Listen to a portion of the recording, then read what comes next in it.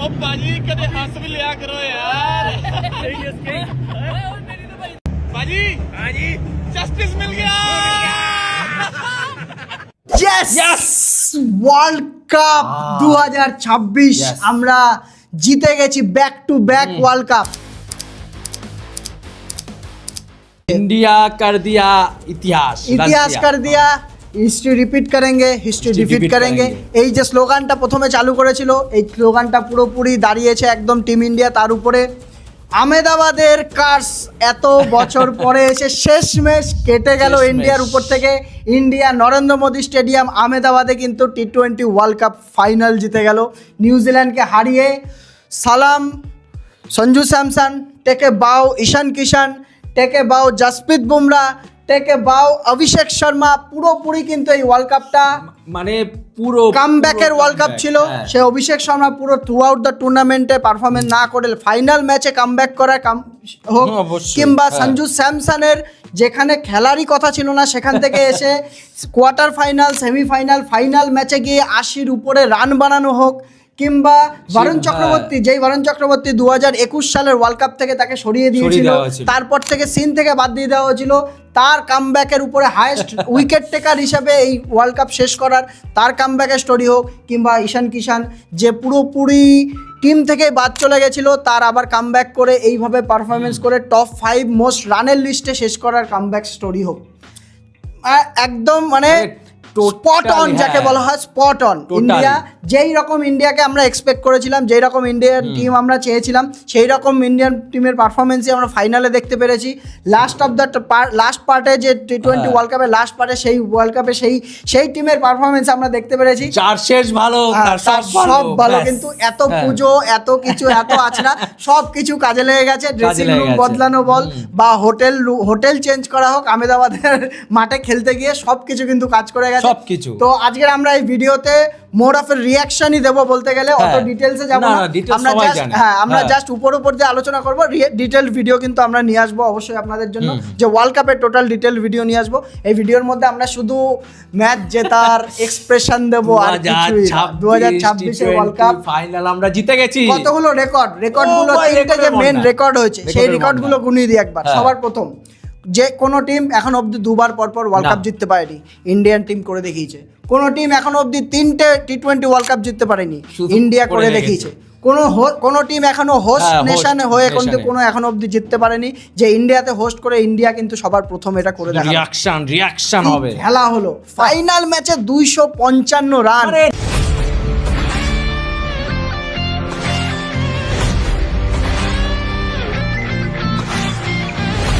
নিউজিল্যান্ডকে কোনো চান্সই দেয়নি কোনো চান্সই দেয়নি নিউজিল্যান্ডকে এইখানটায় তো যেইভাবে আমরা ইন্ডিয়ান টিমকে ফাইনালে দেখবো ভেবেছিলাম এতটাও আমরা চাইনি তার তুলনায় অনেক বেশি দিয়ে দিয়েছে ইন্ডিয়ান টিম আমাদেরকে অনেক দিয়ে দিয়েছে 255 রান তিনবার হলো এই টুর্নামেন্টে যে আমরা জানতাম যে ইন্ডিয়ান টিম এরকম খতরনাক হতে পারে তবে এত খতরনাক হতে পারে এটা কিন্তু আমরা আশা করতে পারিনি 255 253 264 তিনবার 250-র উপরে কিন্তু মেন ম্যাচে তাও একদম ডিসাইডার ম্যাচে সেমিফাইনাল ম্যাচে ফাইনাল ম্যাচে তিনটে ম্যাচে কিন্তু 250-র উপরে রান যখন দরকার ছিল তখনই করে দেখেছে তখনই করেই দেখেছে আর শুধু রেকর্ড শেষ হয়নি আরো রেকর্ড বলবো আমরা ম্যাচের মধ্যে আসলে আরো রেকর্ড বলবো সঞ্জু স্যামসন আর অভিষেক শর্মার পার্টনারশিপ সবার প্রথমে যদি আমরা আসি ম্যাচের মধ্যে তার আগে বলে নি টস জিতে আমরা ভেবেছিলাম যে বোলিং চাইবো কিন্তু আমরা টসে জিততে পারিনি ওরা কনফিউশন ছিল তবে আহমেদাবাদ ওই ভাইটাল ম্যাচে কি হয় ফাইনাল ম্যাচে গিয়ে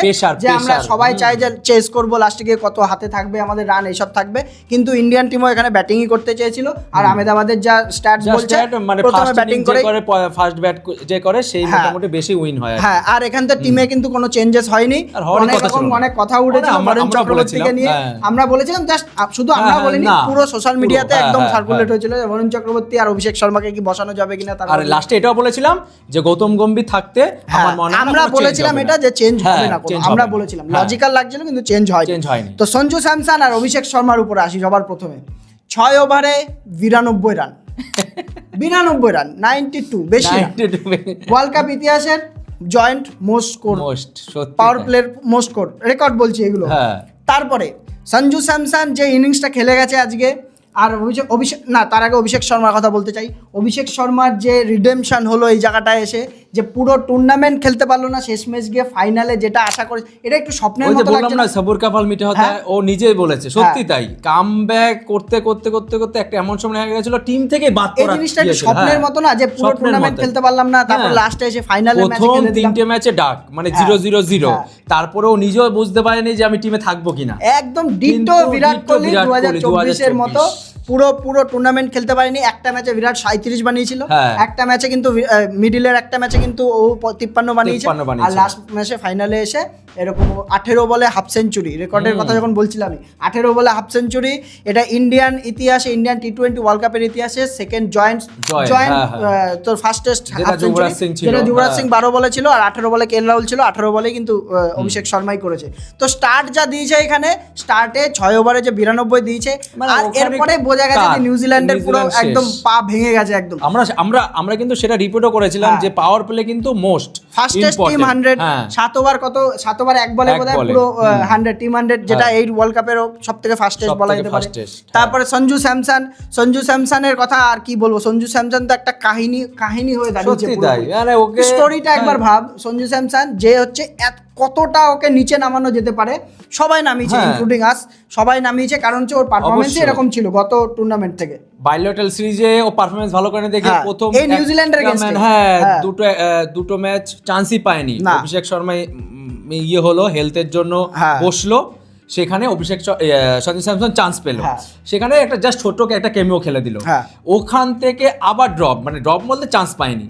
তারপরে যে ভাই কোয়ার্টার ফাইনাল থেকে যেটা বলে সুপার 8, তাহলে সঞ্জু স্যামসনের স্টোরিটা একবার ভাব, এত সুন্দর একটা সুলঝা হুয়া ইনিংস যাকে বলে আর আজকে খেলে গেছে তোর 89 রানের, এত সুন্দর একটা ইনিংস খেলে গেছে।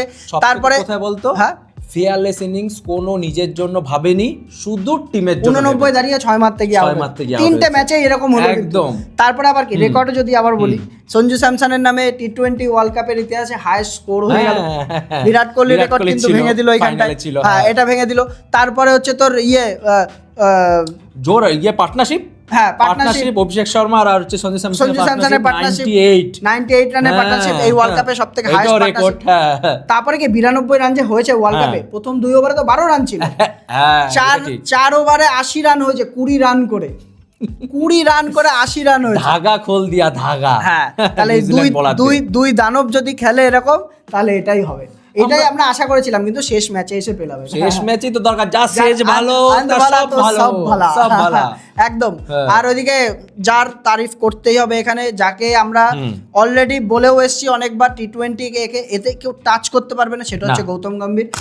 সবার প্রথম 1 নাম্বার হচ্ছে সঞ্জু স্যামসনকে ব্যাক করা, এটা কিন্তু অন্য কোনো কোচ হলে কিন্তু এটা করতো না, কন্টিনিউ ব্যাক করা এই জিনিসটা। সঞ্জু স্যামসনকে ফেরত আনা টিমের মধ্যে, আবার ঈশান কিষান যে অলরেডি ফর্মে ছিল তাকে 3 নম্বরে শিফট করা। তারপরে হচ্ছে তোর অভিষেক শর্মাকে লাস্ট ম্যাচ অবধি ওকে বলেছে আরো 10টা ইনিংস ফেল করলেও তোকে আমরা খেলাবো। তারপরে এই যে কনফিডেন্সটা দেওয়া, অভিষেক শর্মা ইন্টারভিউতেও কিন্তু বললো যে আমাদের টিমমেট কিন্তু প্রত্যেকে বলেছে তুমি আসতে চলেছে, তাহলে ওই জায়গাটায় গৌতম গম্ভীরের ক্রেডিট দিতে হবে।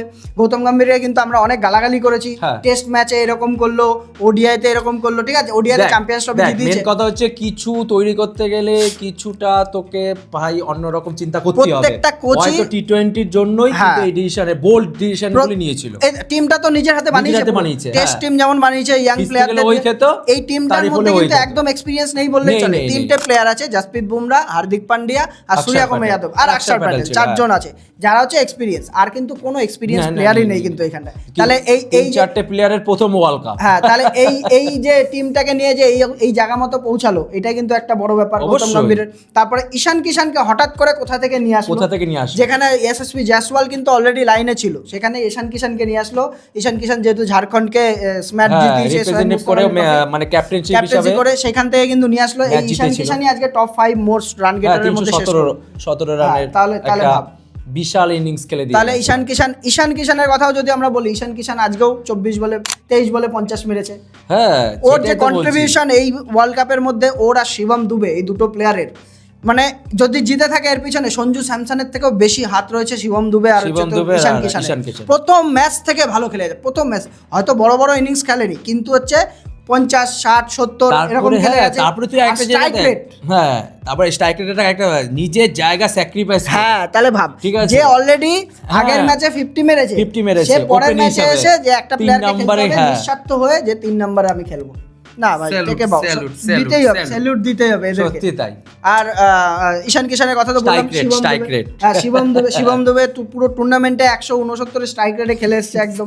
তাহলে পুরো এটা কিন্তু এভারেজ মেইনটেইন করা খুব মুশকিল এই জিনিসটা। আজকের মানে লাস্ট ম্যাচ দেখ না ফাইনালে, তাহলে এই ম্যাচের মধ্যে 8 বলে 26 তাহলে খেলেছেই এরা পুরো টুর্নামেন্টে এরাই খেলেছে। মানে ফাইনালে নিউজিল্যান্ডকে কোনো চান্সই দেয়নি, একতরফা পুরো 10 ওভারে 127 রান ছিল, আগের দিন 126 ছিল, আজকে 10 ওভারে 127 ছিল, তারপরে 12 ওভারে মনে হয় 150 হয়ে গেছিল, 12 ওভারের আগেই মনে হয় 150 হয়ে গেছিল, আর 15 ওভারে 200। হ্যাঁ ঠিক আছে, 15 ওভারে 200। মানে তারপরে নিউজিল্যান্ড একটা কামব্যাক করেছিল, 200 রান হওয়ার পরেই বলতে গেলে কামব্যাক। নিউজিল্যান্ড নিয়ে আমি কিছু বলবোই না, কারণ এইরকম একটা বোলিং সেটআপ নিয়ে যেখানে জেকব ডাফি রয়েছে, যেখানে লকি ফার্গাসন রয়েছে, যেখানে ম্যাট হেনরি রয়েছে, তোর যেখানে হচ্ছে তোর ইয়ে রয়েছে মিচেল স্যান্টনার রয়েছে, গ্লেন ফিলিপস বাদে এই চারটে বোলার যদি টপ 3 বোলিং লাইনআপের কথা বলা হয় তাহলে কিন্তু ইন্ডিয়া আর হচ্ছে নিউজিল্যান্ড আর সাউথ আফ্রিকা এই 3টে টিমই আছে। সেই বোলিং লাইনআপের এগেইনস্টে যে এইভাবে খেলবে ইন্ডিয়া, এটা কিন্তু ওরা নিজেরাও কল্পনা না। ওই 15 ওভারের পর জাস্ট একটু কামব্যাক কে দেখিয়েছিল জিমি নিশাম, একটা ওভারে 3টে উইকেট পেয়ে গেছিল, তার জন্য তাও 250 হয়েছে, তাই 250 হয়েছে। 285 ওভার কিন্তু পুরো ঝুলে গেছিল, 280-85 কোথাও যাচ্ছিল না, 300 হতে পারত এমন। একটা সময় 17 মানে বল পরে গিয়ে বাউন্ডারি হয়েছিল, মানে 15 ওভারের পর, ওই 15 ওভারে। তারপরে এখন দেখ নিউজিল্যান্ডের কথা আমরা আর শিবম দুবে তাও লাস্ট ওভারে 24 রান নিল বলে এই অবধি পৌঁছাতে পারলো, 253 অবধি গেল, নালে একসময় 80-85 পুরো একদম 24 রান 24 সেই জিমি নিশামকেই কিন্তু মেরেছে লাস্ট ওভারে 24 রান শিবম দুবে। তোর মনে হয় না ওইখানটায় যে তিলক বর্মাকে নামিয়েছিল ওই জায়গাটা শিবম দুবেকে নামাতে পারতো, আজকে কেন নামালো না সেটাই কোনো কারণ ছাড়াই। মানে শিবম দুবে এমন একটা প্লেয়ার যাকে 4ও নামিয়েছে, 5ও নামিয়েছে, 8খানা বল পেয়েছে মাত্র, আজকে কত নাম্বার নেমেছে 7 না 6? হ্যাঁ ওরকমই তো নেমেছে। তিলক বর্মা নামলো, হার্দিক পান্ডিয়া নামলো, তোর সূর্যকুমার আউট হলো, তারপরে গিয়ে 6 নম্বরে না 7 নম্বরে নেবে, 6 নম্বরে নেমেছে। এই 2024-এর কিছু কিছু প্লেয়ার আছে না সত্যি মানে নিঃস্বার্থভাবে শুধু টিমকেই দিয়েছে, আর সব ইয়াং প্লেয়ার তো, ওটাই বলছি, সব কটা ইয়াং প্লেয়ার যে প্রথমবার খেলছে, কতজন আছে যে প্রথমবার ওয়ার্ল্ড কাপ খেলছে, অনেকবার ঈশান কিষান বল, সঞ্জু স্যামসন বল, অভিষেক শর্মা, তিলক বর্মা বল, তাহলে কত প্লেয়ার আছে। এরকম একটা দরকার ছিল যে ভাই গুরুর কথা, মানে গুরু বলতে গম্ভীরের কথা, গুরু গম্ভীরের কথা শুনে নিজের জায়গাটায় যেখানে নামিয়েছে সেখানে কিন্তু তারা সাকসেস দেখিয়েছে, সেখানে দেখিয়ে এসেছে। আর যেটার কথা বলতে হবে সেটা হচ্ছে ইন্ডিয়ান বোলিং এর কথা, কারণ ওরা এই প্রত্যেকটা ম্যাচ এই টুর্নামেন্টে যদি কিছু স্পট অন হয়ে থাকে, যদি কিছু মানে ইন্ডিয়ার একটা স্টেবিলিটি থেকে থাকে, সেটা কিন্তু বোলিং এর উপরে, সেটা জাসপ্রীত বুমরার জন্য হোক বা ফাইনালে অক্ষর প্যাটেল খেলবে না, এটা হতে পারে?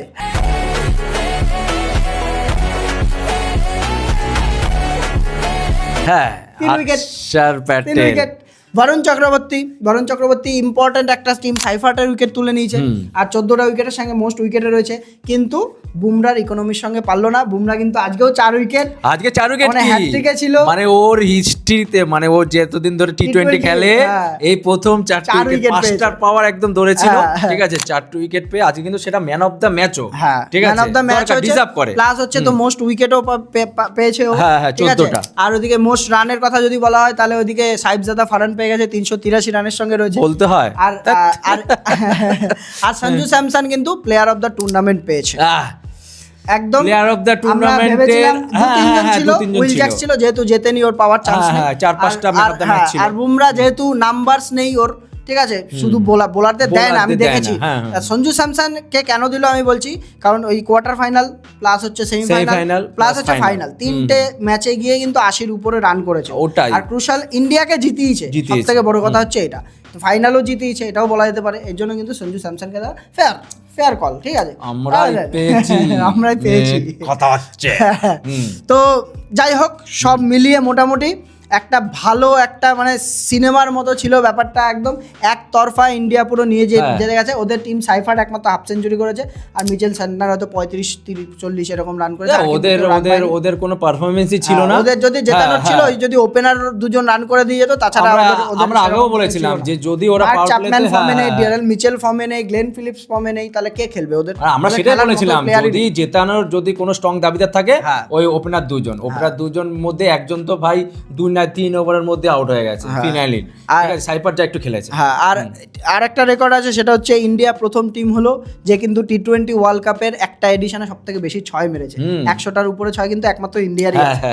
আর বাদ বাকি আরেকটা টিম আছে কি 80টা 6 আছে, হয়তো ভুলে যাচ্ছি নামটা আমি। যাই হোক, আর প্রাইজ মানি যদি বলা হয়, প্রাইজ মানি কি আছে?